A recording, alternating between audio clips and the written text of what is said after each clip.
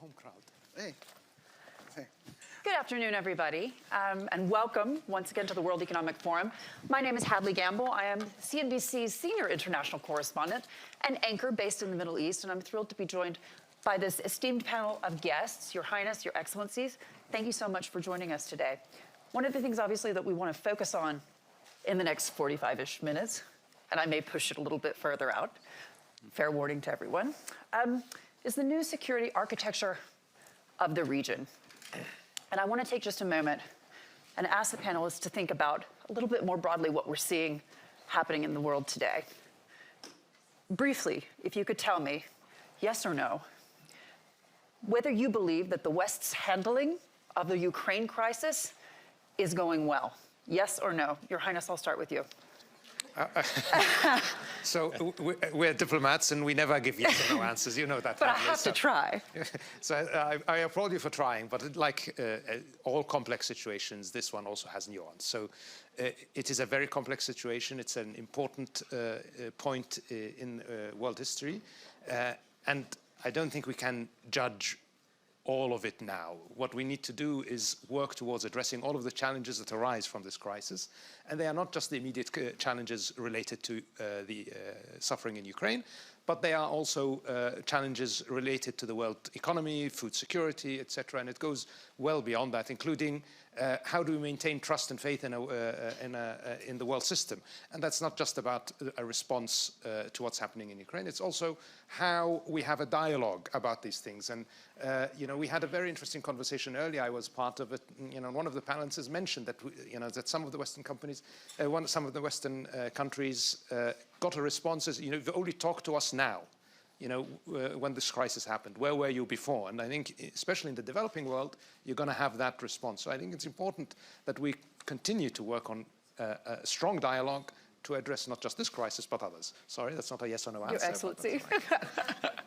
Well, thank you so much. But, as His Highness Prince Faisal said, we are diplomats. So yes and no answer, I don't think that it goes along with our job criteria.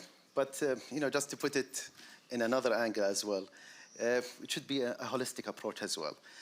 We should look at everything that happened on the aftermath, 77 years of United Nations that created in the usher of a devastation of World War II, and the new structure of maintaining international law that would be a principal guidance to not to succumb further into chaos as it happened pre-World War II.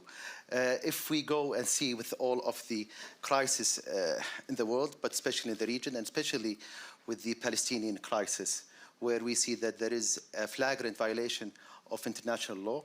So it should be a holistic way of maintaining international law and not to go and further violating United Nations Charter. Interesting point, and we'll come back to that. Prime Minister? Well, I believe problems in one place doesn't usually stay in that place, especially in this case.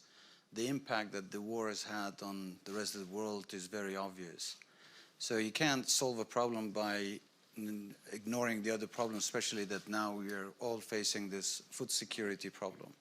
So it would be best to really look at finding comprehensive solutions to ending the war peacefully, and also to support the shortages of food that has become a major problem today in the rest of the world. Well, after all that has been said, I think... or not said. Yeah, I'll just say that I think the war once again proved how vulnerable our global system is, that one crisis in one place will have repercussions that will reverberate way beyond its immediate neighborhood. That is something that we've lived with in the Middle East for decades. I think the question now is what lessons are learned, how are we going to mitigate against the consequences of this crisis worsening, how do we learn from this crisis to make sure that we employ, again, one yardstick and holistic approaches to crises so that we just don't continue to live with status quo politics for as long as their repercussions do not affect us. I think we need to, again, move towards solving crises, not ignoring other crises because, one erupted, which we understand is a major one that needs to be addressed. But, my colleague from Kuwait spoke about the Palestinian issue. That is an ongoing conflict for decades, and where UN Charter and international law have been violated. We've got crises in Syria and Libya and Yemen that have, again, been suffering from status quo politics management for a while. And we've got the issue of refugees, which are becoming the forgotten, terrible consequence of the crisis of the region. Unless they're Ukrainian. I'm sorry? Unless they're Ukrainian. Well, I mean, again, you've got to provide Ukrainian refugees with the dignified life that they deserve. They're like every other refugee, deserve to be supported and not abandoned to need and fear and bitterness. But you've got Palestinian refugees. UNRWA continues to suffer from chronic deficits year in, year out. Syrian refugees, we as a country that hosts 1.3 million Syrians, are feeling firsthand the impact of less attention and less support for them. So again, we're a vulnerable, global system. We do better if we work together, if we work holistically, and I think that should be the message learned. So not quite yes or no. But thank you, gentlemen, for that. Your Highness, I want to ask you about this within the context of the energy crisis that we're all living in today. Obviously, higher oil prices for a time, good for GCC nations, oil-producing nations, but now we're entering a period whether we may see demand destruction has become a big question. I want to ask you specifically about a rumor that we've seen across the press in various publications that U.S. President Joe Biden will be meeting in the very near future with His Royal Highness Mohammed bin Salman. Can you confirm whether that meeting is going to take place? Well, I wouldn't address rumors on this stage, Hadley, and I'm sure you didn't expect me to do so. But if there is a visit in the future at any time, it would be announced through the normal diplomatic channels. So I have nothing to say or to add to that. Interesting. And there is also a conversation that's happening about the potential for Saudi Arabia and Israel to normalize relations at the cost of some islands in between Egypt and Saudi Arabia. I wouldn't ask you to comment on rumors, but this has been reported in several publications. Do you believe that we will see in the near term a normalization of relations between Saudi Arabia and Israel? Well, I've addressed that several times in the past, and nothing has changed in how we view the subject. I think we have always seen normalization as the end result, but the end result of a path. When the kingdom presented what is now the Arab Peace Initiative in 2001, when the kingdom presented the first initiative before that, we always envisioned that there will be a full normalization with Israel. And I've said before that a normalization between us and Israel, between the region and Israel, will bring immense benefits. But we won't be able to reap those benefits unless we are able to address the issue of Palestine and the Palestinian. And we've seen clear indication of that just in recent weeks and in recent months. The fact that issue remains unresolved continues to bring significant instability to the region. And I think if we don't address that issue, we will continue to empower the most extreme voices in our region to the detriment of the development path that we're on. So I think the priority now needs to be on how do we push the Palestinian-Israeli peace process forward. And if that moves forward, that can, of course, benefit all of us. It can benefit Israel and the Palestinians, but it will benefit the entire region and will open the door for others to normalize. Have you been disappointed by the fact that the world has not pressured perhaps Israel enough over the murder of the Al Jazeera Palestinian-American journalist? That's one incident, but the issue is more than one incident. The issue is a series of incidents and a series of confrontations that have gone without being rightly addressed. And I think we shouldn't just address individual symptoms of a problem. Let's talk about the problem. The problem is that we haven't been able to find a path to dignity for the Palestinian people. I think if we find a pathway to a state, dignity, and a pathway to hope for the Palestinian people, we won't have such incidents anymore. So that's, I think, needs to be the priority. And we have seen, I think, a lack of attention recently to this issue. Minister Safadi, I want to bring you in on that. Was it surprising to you that the United States has dragged their feet in pushing the Israelis on an actual investigation into her murder? Look, I mean, the murder... Because she is an American citizen The murder, as well. and she's, a Palestinian citizen, she's a journalist, and, the murder of Shireen Abu Akleh should have resonated, stronger across the whole world. I mean, after all, we're talking about a journalist doing her job, assassinated, in the course of duty. She's a well-known face to everybody. And what happened after that, I mean, the inhumane behavior at her funeral is something that just how could it, in what world should this happen and go unnoticed and not responded to? But again, I think that's one among many, many cases. Since the beginning of the year, over 42 Palestinians have been killed in clashes that have erupted across the occupied Palestinian territories. And the key issue that we should be looking at here is that there's been absolutely no political horizon for resolving the Palestinian-Israeli conflict. That is killing hope, that is allowing the entrenchment of despair, empowering radicalism on all sides, and that's something that needs to be addressed. So I think we should go back to the drawing board and start from, we have a conflict, the answer to this conflict is the two-state solution that will end occupation, that will result in the establishment of a sovereign Palestinian state on June 4, 1967, lines with occupied Jerusalem as capital, to live in peace and security with Israel so that the potential of the region can be realized to its full. Now you do see cooperation here and there, but we all know unless you solve the problem, the key source of conflict in the region, we're going to be running back to it every time it erupts, as we saw in Jerusalem during Ramadan. So what I would warn against is complete absence of horizon, consolidation of occupation through the building of settlements, confiscation of land, eviction of people from their homes. And I represent a country that signed a peace treaty with Israel 27 years ago. So when we speak with the credibility of a peacemaker. So we speak frankly and we speak openly, and we have channels with the Israeli government, and we tell them that we all want peace. Everybody of us on the table have been pushing for the Arab Peace Initiative since 2002 to be even looked at seriously. Did not happen. And the question is, where are we going to be 5 years from here? Yeah. If we do not solve the conflict on the basis of the two-state solution that's being compromised day in, day out as a result of illegal measures that undermining its viability, you'll be looking at a one-state reality. And I do not say one-state solution, because one-state reality will not be a solution. It will be an ugly reality where we're going to have to be dealing with apartheid. So peace is a strategic choice for all of us. Peace is a necessity for all of us in the Arab world and in Israel, but the path to peace has been blocked for decades now, and it's about time we started.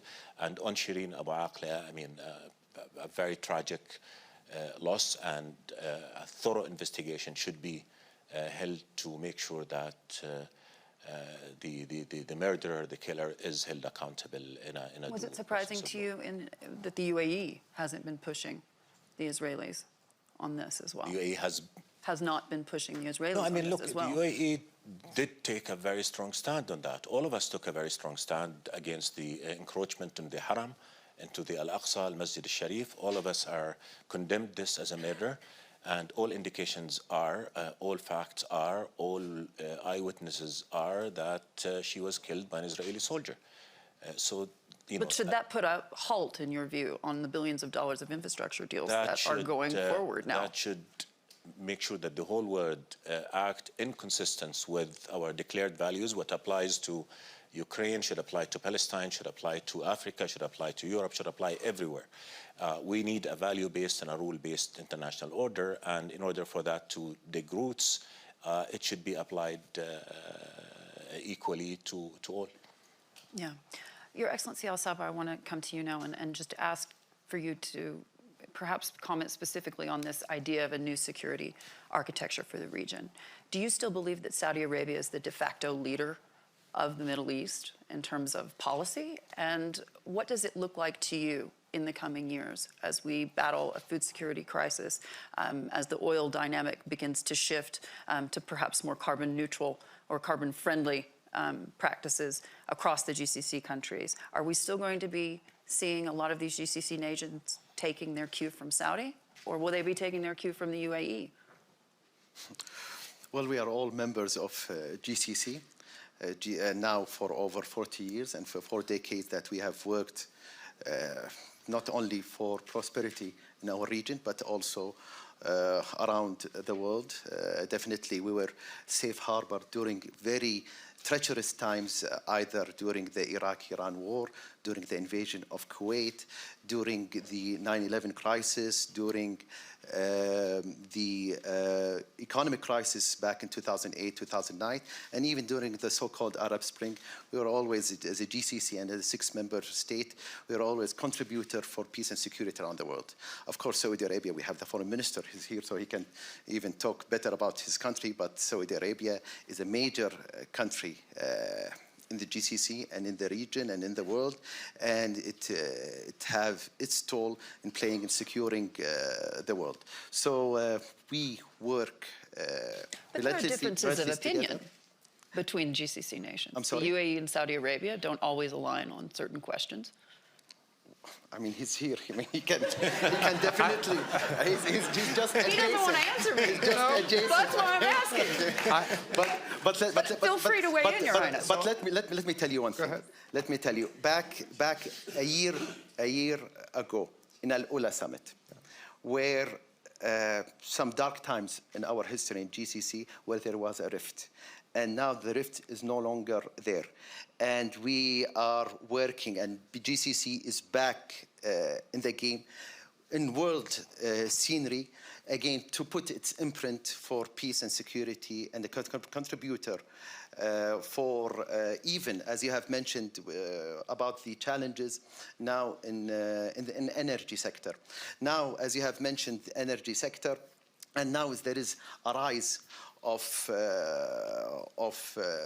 prices of energy and petrol.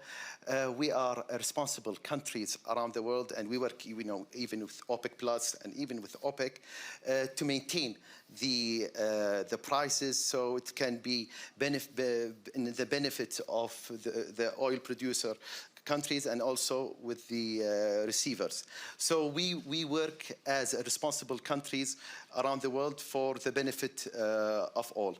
And let me just finalize with one thing. Now, is if the oil prices are high, we recall very well during the COVID, where the prices of barrel was zero.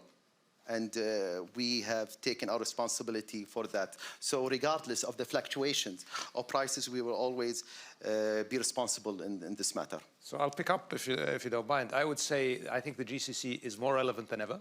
Yeah.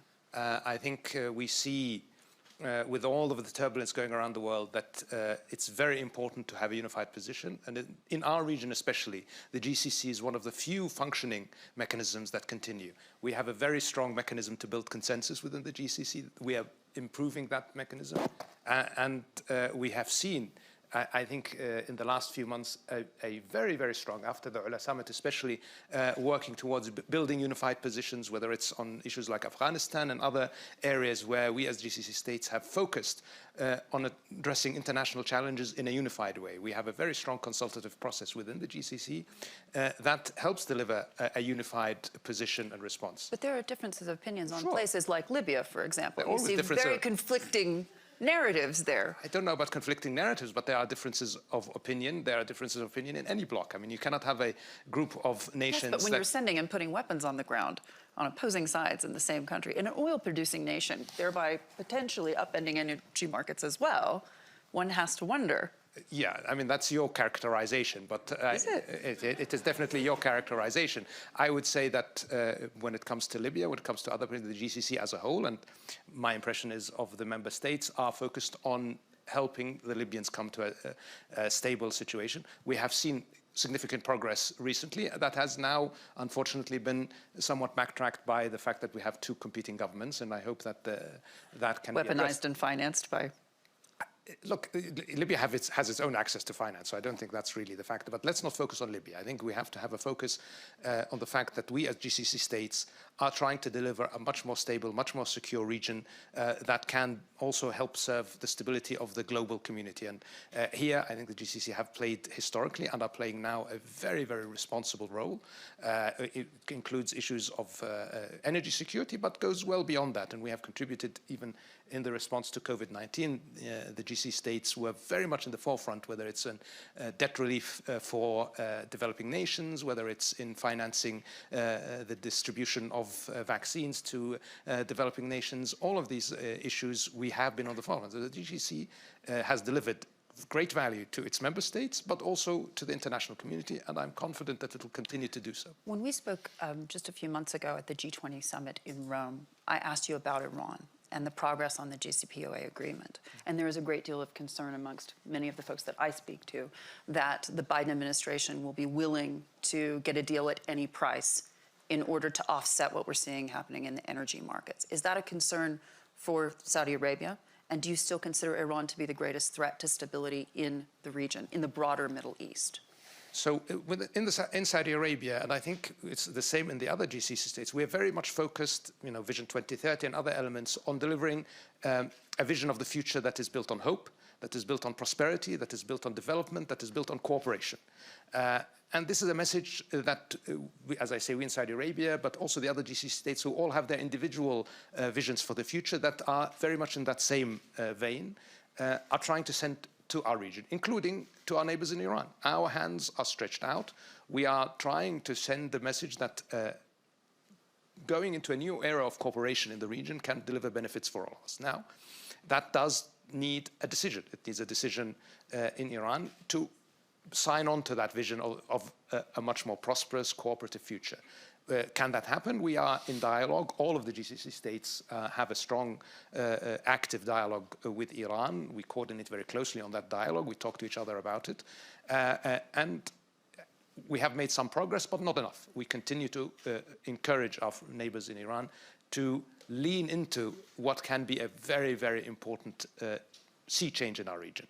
Now, of course, JCPOA, if it happens, will be potentially a good thing if it's a good deal. But for us, it's most important that we address the holistic issues, nuclear non-proliferation, regional activity, and that can be done, but it needs a sincere desire to look to the future rather than the past. Speaking of holistic, were you pleased with the results of the election in Lebanon? Do you feel that Hezbollah lost ground? So, I mean, in the end, this was a decision by the Lebanese people. We have said in the past that our vision or our view is that Lebanon needs to make a change. How they make that change is up to the people of Lebanon. Looked pretty holistic. This may be a strong indication of moving the future, but it's dependent on what decisions are taken by the political leadership in Lebanon. Are they going to, similar to what I just said, are they going to look to the future?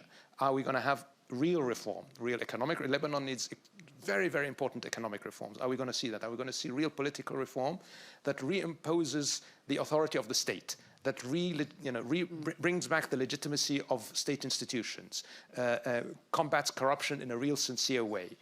Is that going to happen? We hope it does. We will support that if it does. But right now, this may be a positive step, but it's too early to tell. Prime Minister, I want to ask you specifically about the rocket attacks on your country. When you think about what happens next, you're obviously unable to defend yourselves against these Iranian attacks.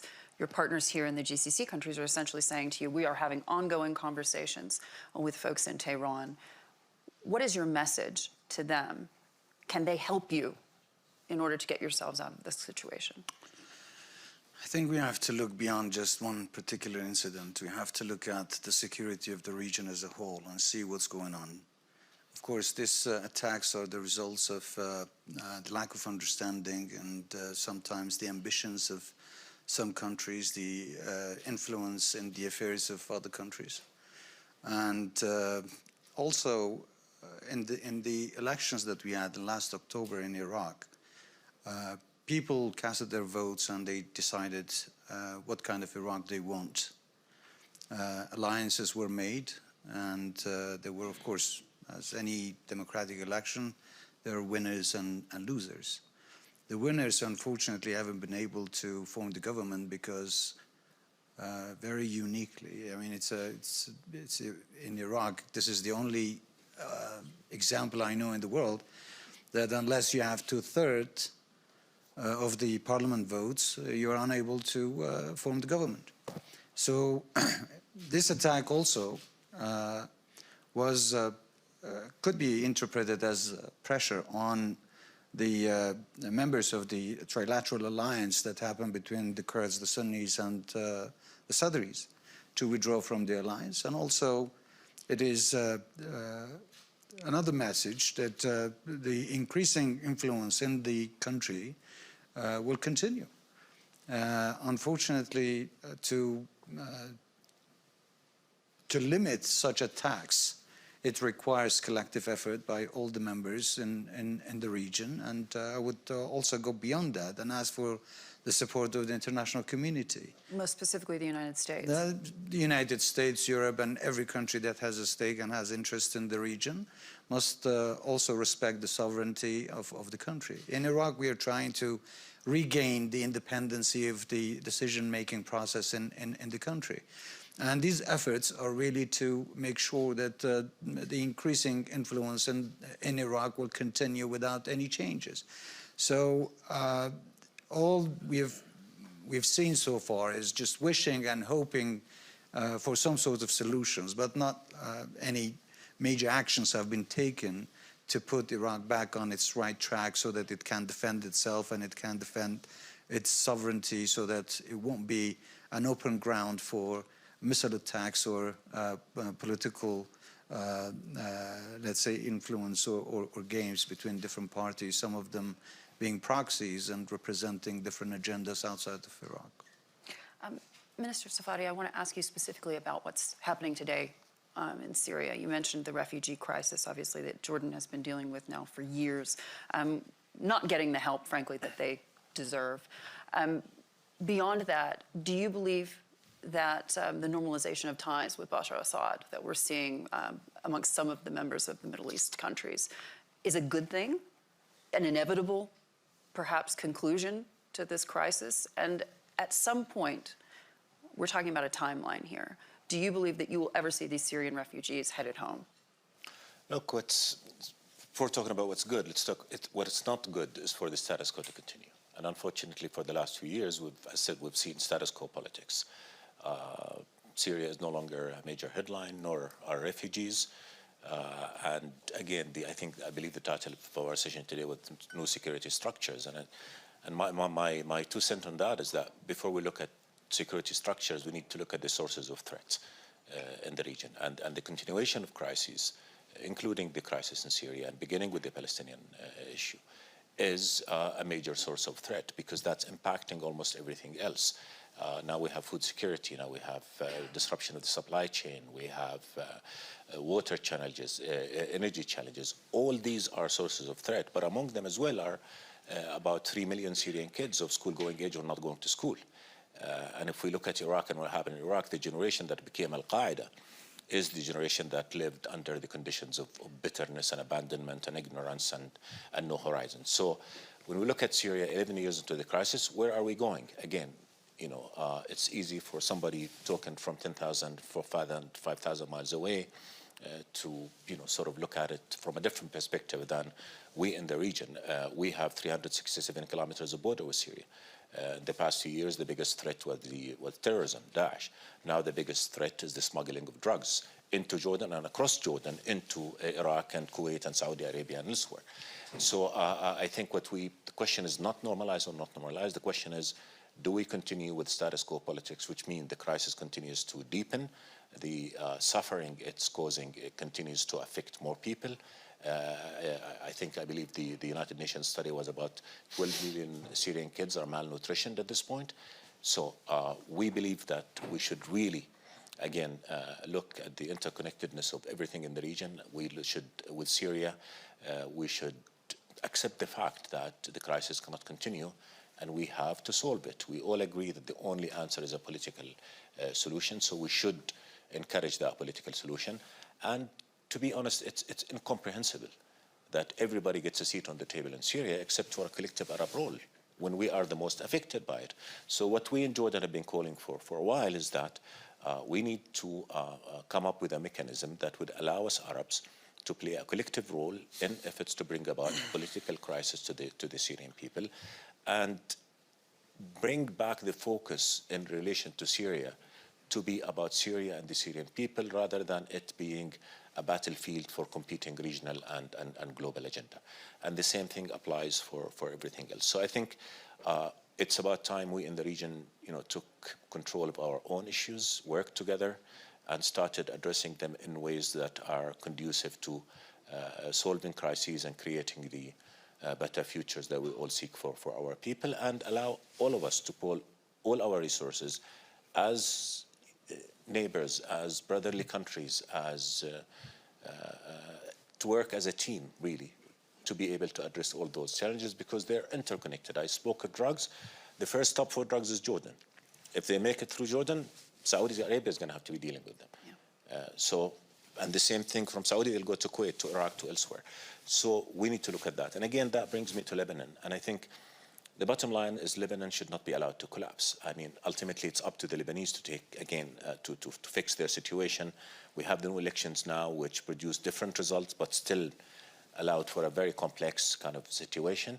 But ultimately, Lebanon is on the verge of collapse. And if it collapses, we all are going to pay the price in terms of security, in terms of refugees, in terms of a country that was once a beacon of enlightenment in the region is falling into the dark. So we need to look at that and see what we can do as a region to help. Iraq, again, Iraq is central to the stability and of the region.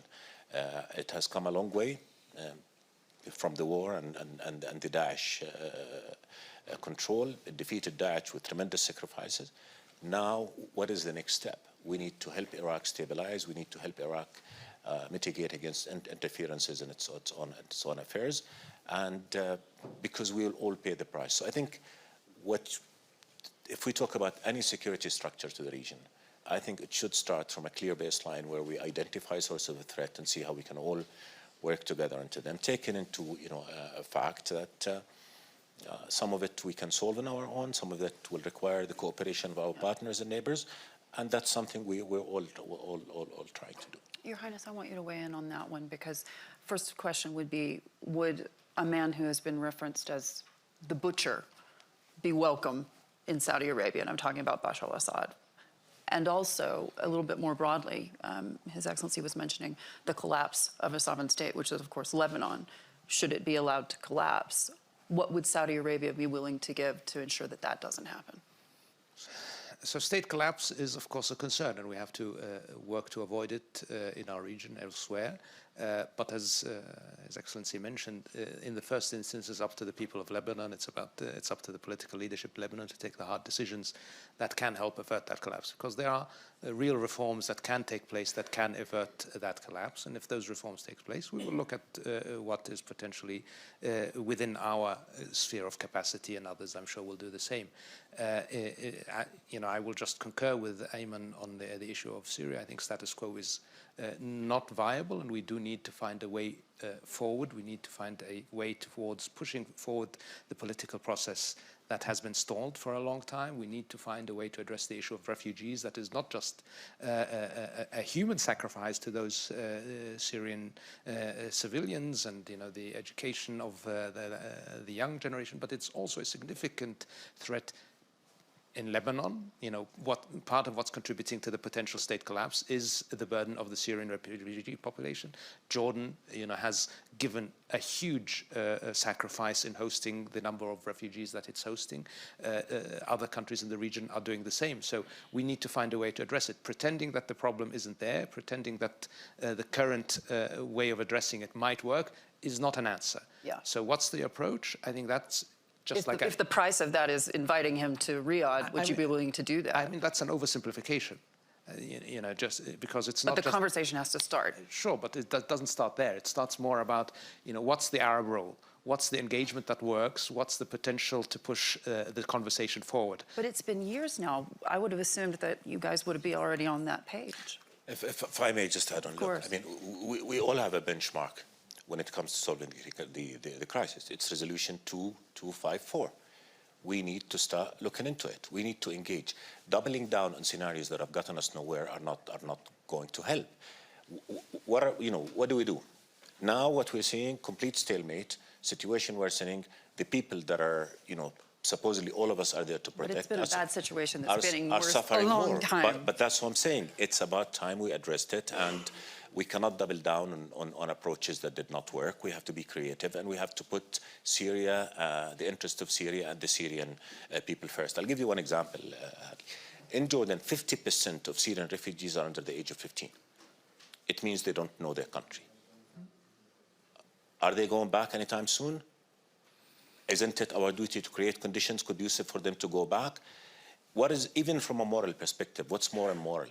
To continue with the situation as it is, with all the suffering and agony that is producing, or to try and say, let's engage, stop it, and at least for now, stop the agony, stop the suffering, and work together for creating conditions that would not allow for this to happen in the future. So we're dealing with reality here. And again, as you mentioned earlier, attention to refugees is fading. Yeah. World Food Program is cutting subsidies to over almost 300,000, 400,000 Syrians in Jordan. That means we're going to have to foot the bill. Already, our economy is suffering under unemployment, 25% on average, and we've given work permits to about 300,000 Syrians. Already, we have 133,000 Syrian kids in our formal educational system. And so where do we go from here? So I think we all know that Syria has the crisis has to end.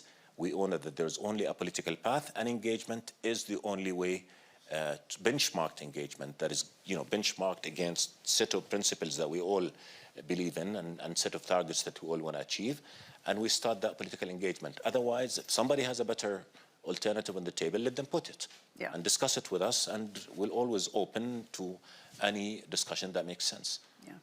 Prime Minister, I want to ask you specifically about what's happening today in Baghdad. Obviously, there are a lot of questions about Iraq oil, Iraq's Kurdistan oil, and what that will actually mean with this new law that's come into play. But I want to ask you specifically, we were talking about the political issues there. So often the narrative has been over the last several years that the danger in the region is this reach of a Shia crescent, and we're talking about reaching from Tehran through Baghdad into Lebanon, for example. And the fear that GCC countries again and again showed me in conversations in the past about what that could potentially mean for the security of the broader Middle East. How worried should we be today? When you look at the security of Iraq and everything that we've been talking about so far, whether it's oil, whether it's before ISIS or Al-Qaeda, we have to look at the reasons why these problems emerge in the first place. In Iraq, if you look at the whole situation, there have been many wrong political decisions that have led to the creation of these sorts of problems, including the oil crisis that we have today. Neglecting and not respecting the Constitution is one of the reasons. Poverty, let's say injustice, inequality, and bad decisions, bad governance in the country has led to the rise of many of these problems. But that bad governance, so much of it is a result directly of, frankly, Baghdad being held hostage to Tehran. So if I may continue, one of the reasons is that I said it in the beginning, that I don't think Iraq really is sovereign in making its own decisions. It's very heavily influenced by outsiders, by external factors. And when many of the Iraqi friends are leaving Iraqis to make their own decisions, that doesn't usually happen. The gap left behind is filled by some others. It's very important for all of the friends of Iraq to try to make sure that the Iraqis are the masters of their own destiny. When this happens, and when the Constitution is respected, which is a package of compromise amongst all the different communities in the country. Now we have the Constitution, unfortunately is ignored, and many of the articles that are very important to different communities in the country are creating these sort of problems. So ethnic cleansing, for instance, has led to many of the different communities, especially in the rural areas, to cooperate and coordinate with terrorist organizations such as Al-Qaeda before and then ISIS now. And even today, these political decisions that they're using the so-called federal court to pass political rulings in the name of legal institutions is not going to solve anything. In fact, Iraq has enough problems that these additional problems are going to complicate the situation. Will your government respect that ruling when it comes to oil? Sorry? Will your government respect that ruling when it comes to oil and your deals with international oil companies and other governments?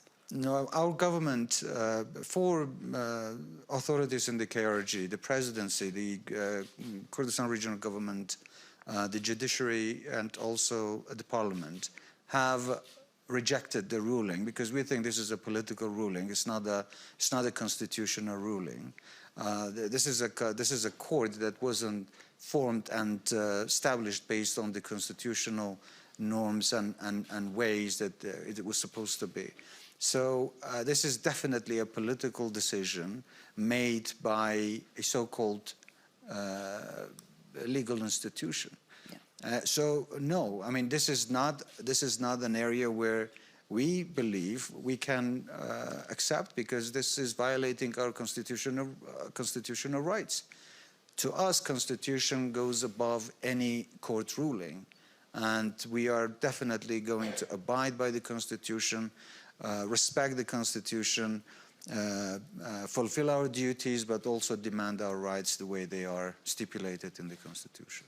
I want to bring it back to His Excellency Al Sabah. When you think about what happens next with regards to the isolation of Russia in the world, this is a story in a sense that Kuwait has seen before, and of course I'm talking about the invasion of Iraq.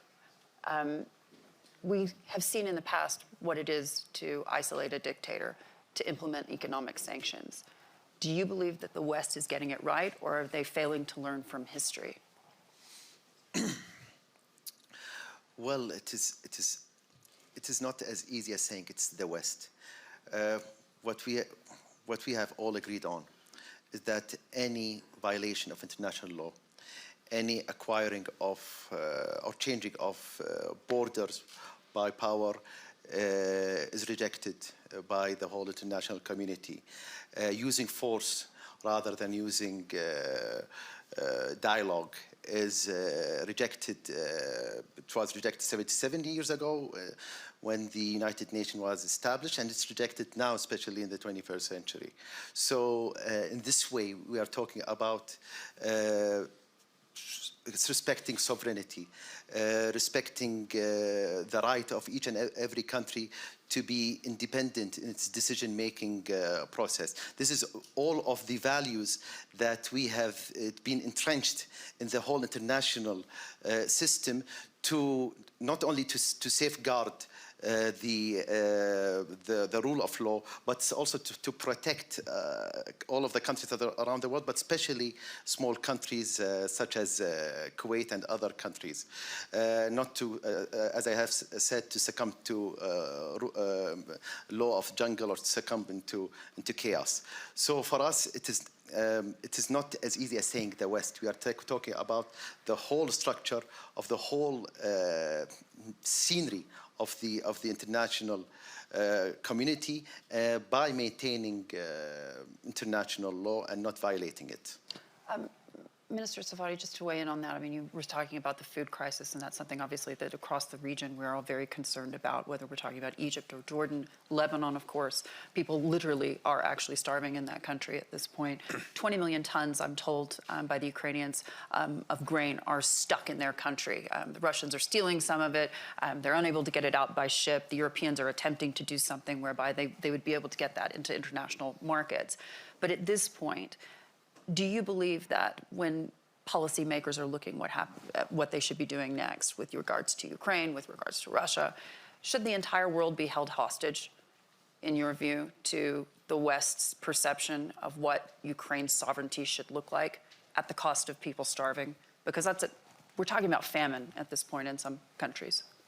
Look, it's not about the West's perception of what's happening. We have an international order.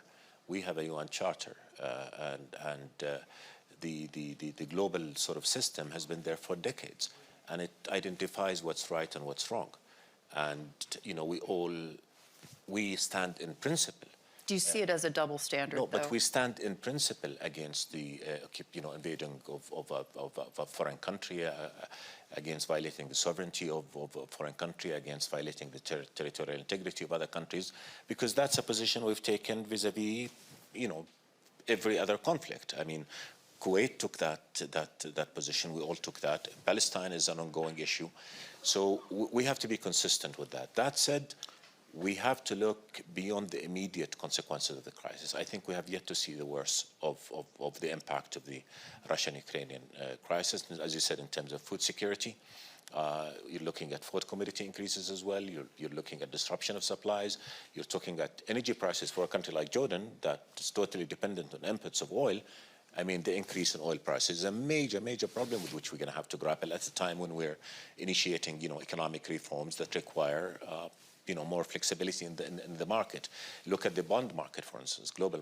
I mean, any country who wants to go borrow money now is going to be facing a lot of challenges, and that's something that we're dealing with as well. So I think we need to look collectively at that crisis, and in addressing the consequences of the Russian war on Ukraine, we need to not just try to score points in terms of condemnation here and condemnation there. We need to take measures that make sure that they address equally the impact of this crisis on all of us. I mean, again, with view to addressing food security among oil prices, energy prices, among other issues.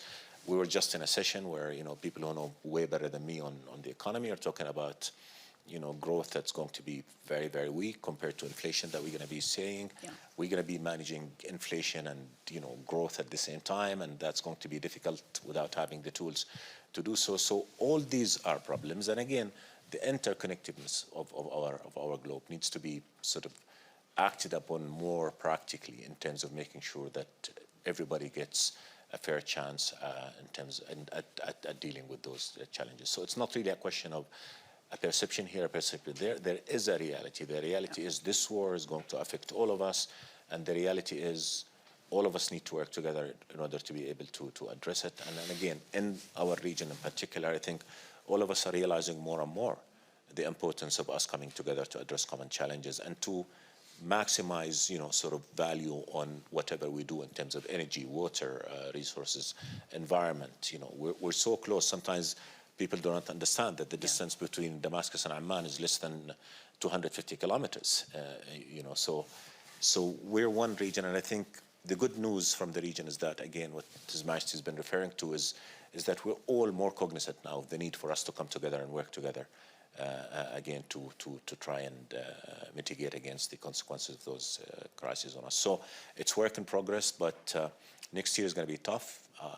This year is already tough, and we cannot afford, again, more failed states in our region. Back to your point about Lebanon, if Lebanon fails, what are the consequences? Yeah. Look at Yemen. I mean, the suffering of the Yemeni people and the efforts to bring about a political solution to it, and we all know what the road to that is. But it's, again, look at the broader picture. Your Highness, I wanted to leave it with you in this question, which is one which has frankly seemed to baffle those sitting in the White House for many, many months now.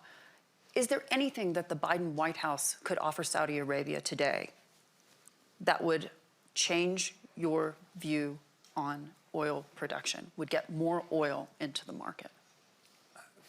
Look, I am not the I'm not the energy minister, so it's not something. I'm very aware, but as we know, energy security is national security. Energy security is national security, but it's a question that it's very difficult to address in such a short sphere, because it's much more complex than just bringing. I have all the time that you need. No, but joking aside, it's much more complex than just bringing barrels to the market, because we know, first of all, that the gas situation is much more dire than the oil situation. Our assessment is that actually oil supply right now is relatively imbalanced. There are no significant, as far as we are aware, there's no shortfall of oil. The problem is in refined products, which is something that is more connected to a lack of investment over the last year and a half, 2 years in refining capacity than bringing barrels now to the market. And then there is an issue in the gas markets, and that's something bringing more oil to the market will not address. And most important is that we can't talk about energy with short-termism. We have to understand that in order for us to meet the global growth targets that we have, especially with the pressure we are under, we have to take a holistic approach. That means addressing climate change and the transition towards a new green economy in a way that is reasonable and sensible and that is in accordance with the interests of not just a small number of countries, but the global community. And that means that we have to be sure that while we transition to a renewable future, there is enough energy in the market. The Kingdom has done what it can. I would say that OPEC as a whole has done a lot to make sure that the oil markets are stable in a way that provides enough capital to invest, to bring the necessary capacity online in the interim while we all transition to green energy. But unfortunately, there have been others who have called for a complete stop to investment in hydrocarbons in the short term before we are ready for that. So that's, I think, an area we have to focus on. Including the White House. I think it's not just the White House, it's a conversation that has been dominated by the voices that have been calling for a stopping of that investment. I think my sense is that there is a better understanding of these dynamics now. It's not an easy subject, as I said, and it's best left to the energy experts to discuss. But I would say, first of all, we will always focus on making sure that oil markets are in balance on the oil side, and we have a commitment to the global community to do that, and we feel quite strongly that we have fulfilled that commitment. We will continue to do so, and we will work with our partners to address the longer-term issue of how do we manage the transition to a green economy, a green-powered economy, without disruption and without undue burden on the global economy. Your Highness, Your Excellencies, thank you so much for your time. Thank you. Thank you.